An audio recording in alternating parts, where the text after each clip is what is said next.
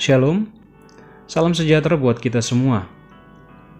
Kiranya kasih Kristus senantiasa menyertai dan memenuhi seluruh kehidupan kita hari lepas hari, dan kiranya setiap kita ada dalam kondisi yang baik hari-hari ini.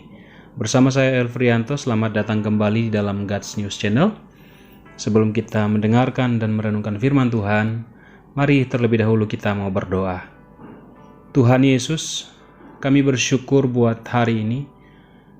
Anugerah-Mu atas kehidupan kami, Tuhan. Engkau memberikan kekuatan, memberikan kesehatan bagi kami sehingga kami ada sampai saat ini. Kami percaya semua karena anugerah Tuhan. Kami mempersiapkan hati dan pikiran kami untuk mendengar dan merenungkan firman Tuhan. Biarlah kiranya kami dapat mengerti, memahami apa yang Tuhan mau sampaikan bagi setiap kami. Di dalam nama Tuhan Yesus Kristus kami berdoa, kami sambut firman-Mu. Amin.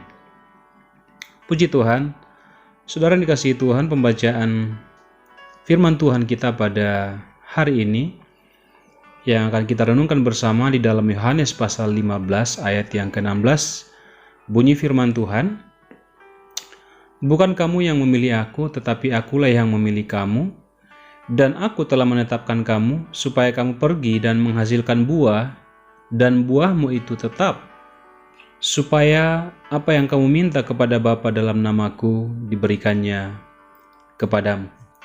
Puji Tuhan, saudara yang dikasihi Tuhan, Tuhan adalah pokok atau dasar dari kehidupan umat manusia,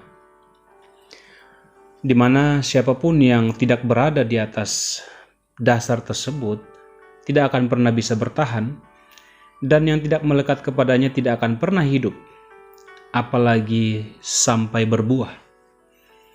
Nah, pada setiap pohon akan selalu kita dapati yang namanya batang atau pokok daripada pohon tersebut. Selain akar, batang menjadi salah satu penentu kualitas daripada suatu pohon. Ketika batang pohon tersebut dipotong, maka tentu semua kehidupan akan berakhir. Dan ketika ranting-ranting tersebut terpisah dari pokok, maka kehidupan pun akan berakhir. Nah, saudara, ranting berbicara tentang kita sebagai umat kepunyaannya, kita sebagai orang percaya atau orang Kristen, di mana kita diharapkan untuk memberi buah bagi pokok dan bagi pengusahanya, yaitu Bapa kita yang ada di sorga. Persoalannya adalah bagaimana supaya kita sebagai ranting ini dapat memberi buah. Tidak ada cara lain, yakni harus menempel atau melekat pada pokok tersebut. Tuhan tidak pernah memaksa kita untuk berbuah, namun Tuhan mengharapkan agar kita memberi buah daripada kehidupan kita, dari pertobatan kita. Ranting itu diciptakan untuk memberi buah, sebab batang atau pokok itu tidak bisa memberi buah yang banyak seperti yang dihasilkan oleh ranting. Biasanya kalau ranting yang tidak menghasilkan buah akan dipotong agar tidak mengganggu yang lain. Dan di sini pun Yesus mengatakan hal yang sama, bahwa ranting yang tidak berbuah itu akan dipotong. Sedangkan ranting yang berbuah akan dibersihkannya supaya ia bisa berbuah lebih banyak lagi. Saudara yang dikasihi Tuhan, ada banyak orang Kristen yang hanya menjadikan kekristenan sebagai sebuah status tetapi tidak menghasilkan buah apa-apa di dalam kehidupannya. Hal ini disebabkan karena hidupnya tidak tinggal atau tidak melekat pada pokok atau pada Tuhan.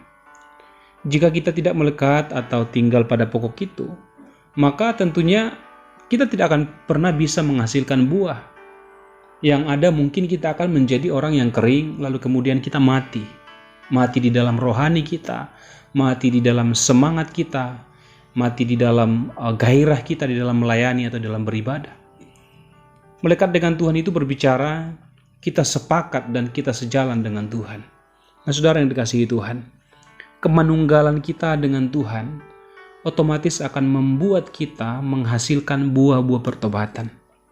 Nah, kenapa bisa terjadi? Sebab orang yang melekat dengan Tuhan pasti akan mencari Tuhan. Dan orang yang mencari Tuhan adalah orang-orang yang mencintai Tuhan. Orang yang mencintai Tuhan pasti akan rela melakukan apapun bagi Tuhan, termasuk di dalam pelayanan, termasuk di dalam bersaksi, termasuk di dalam memberitakan firman Tuhan, dan lain sebagainya. Kalau belum melakukan hal-hal tersebut, bisa dipastikan bahwa kita sedang tidak melekat kepada pokok itu sendiri. Dan dampaknya apa, saudara?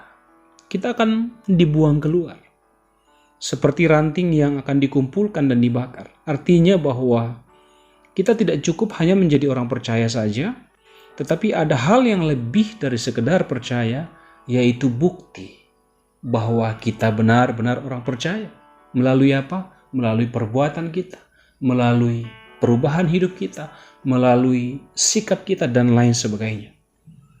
Jadi sangat jelas bahwa perikop ini tentunya sangat-sangat penting bagi setiap kita.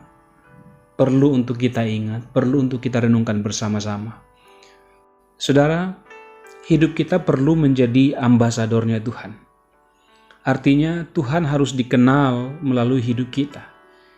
Orang harus bisa merasakan, orang harus bisa melihat Kristus dari kehidupan kita melalui cara kita, melalui sikap kita, melalui bagaimana kita menjalani kehidupan ini. Tuhan harus dipermuliakan melalui kehidupan kita. Dengan cara apa? Dengan cara memberi buah pertobatan di dalam kehidupan kita. Tuhan Yesus memberkati kita semua. Mari kita berdoa. Tuhan, biarlah kami boleh menunjukkan bukti pertobatan kami, agar kekristenan kami bukan hanya sebagai suatu agama, bukan hanya sebagai suatu status di dalam kehidupan kami, tetapi biarlah dari kekristenan kami Tuhan, Kristus boleh nyata, Kristus boleh dimuliakan, Kristus boleh dikenal melalui perubahan hidup kami. Oleh karena itu tolong kami agar hari lepas hari kami belajar terus untuk menghidupi kebenaran firman Tuhan. Kami belajar untuk bersinergi sesuai dengan firman Tuhan dalam kehidupan kami. Kami tidak hidup untuk diri kami sendiri. Biarlah setiap hari yang kami lalui Tuhan, kami terus melekat kepada pokok itu. Kami terus melekat kepada Tuhan sehingga ada buah-buah yang dihasilkan daripadanya. Ada buah-buah pertobatan Tuhan Yesus. Dan dari buah itu Tuhan, orang bisa menikmati kehidupan kami dan orang bisa mengenal siapa pribadi Kristus dalam kehidupan mereka. Terima kasih Tuhan Yesus, kami bersyukur buat kebenaran-Mu yang Kau sampaikan kepada kami pada kesempatan ini. Biarlah firman Tuhan ini terus tertanam dalam hati kami, agar semakin hari Tuhan kami boleh semakin serupa dan segambar dengan Tuhan di dalam segala tindak tanduk kami. Terima kasih Bapa, berkati para pendengar yang setia dimanapun mereka berada. Dalam segala keberadaan mereka, hamba berdoa kiranya kasih dan damai sejahtera daripada Allah senantiasa menyertai kehidupan mereka. Terima kasih Tuhan, terpuji nama-Mu. Di dalam nama Tuhan Yesus Kristus kami berdoa dan bersyukur. Amin. Baik, puji Tuhan saudara, demikianlah renungan firman Tuhan pada hari ini. Kiranya menjadi kekuatan bagi kita untuk melanjutkan kehidupan kita untuk sepanjang hari ini. Tuhan Yesus memberkati kita semua. Sampai jumpa pada renungan firman Tuhan di hari selanjutnya. Tuhan Yesus memberkati kita semua. Shalom.